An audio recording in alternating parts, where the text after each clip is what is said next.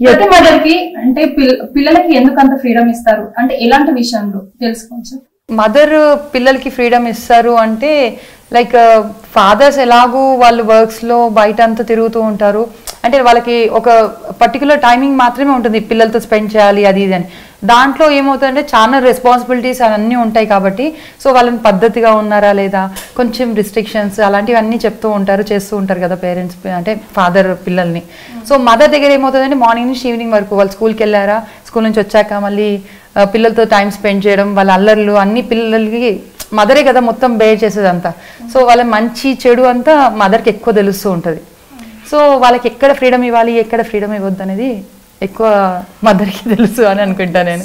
అయితే పిల్లల జీవితంలో నార్మల్గా చూసినట్లయితే అంటే ఫాదర్ కంటే ఎక్కువగా మదర్కే అంటే ఇంపార్టెన్స్ ఇస్తారు, అంటే ఎందుకు అలా? మదర్కి ఎక్కువ ఇంపార్టెన్స్ అంటే అది అంటే ఒక రోల్ ఎలా అయితే మీకు చెప్పాను ఇంతకుముందే, ఫాదర్ ఒక సర్టన్ టైం మాత్రమే పేరెంట్స్ అంటే లైక్ ఫాదర్ మాత్రమే పిల్లలతో స్పెండ్ చేయగలుగుతాడు అని.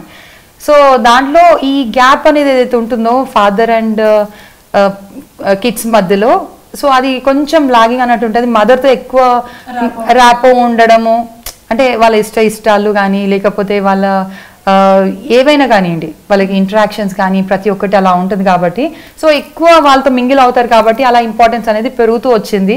ఓకే, అయితే ఇప్పుడు దాన్ని చూసినట్లయితే ఇప్పుడు చిన్నప్పటి నుంచి అంటే కొన్ని నాటి పనులు చేస్తూ ఉంటాయి, ఏమన్నా సందర్భాలు ఉన్నాయి అట్లా? చాలా ఉన్నాయి, కొన్ని కాదు చాలా ఉన్నాయి. చెప్పండి మాత్రం. సో స్వీట్ మెమొరీస్ అంటే చిన్నప్పటి నుంచి ధన్వికి లైక్ ఒక ఊత పదం ఉండింది, అంటే చిన్న బేబీ ఉన్నప్పటి నుంచి తనకి ఫస్ట్ మాటలు వచ్చే టైంలో ఇప్పటికీ నేను మా హస్బెండ్ ఇద్దరం అది తలుచుకొని మాట్లాడుకొని అది అంటే నవ్వుకునే సిచ్యువేషన్ అది.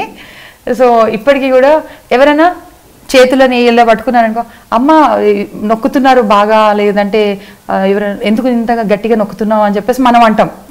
సో దాన్ని ఊత పదం వచ్చేసి నొత్తుతున్నారు అంటది. ఇప్పటికీ స్టిల్ పలకడానికి రాక కాదు, అన్ని చిన్న చిన్న వర్డ్స్ అలా ఉన్నవి, అవి స్వీట్ మెమరీస్ లాగా అయ్యా అలా వస్తాయి. అండ్ రైటింగ్ లో కూడా తను లెఫ్ట్ హ్యాండీ కదా, బీకి డి, డీకి బి అనేది ఇప్పటికీ అప్పుడప్పుడు తన ప్రాబ్లం ఉంటుంది.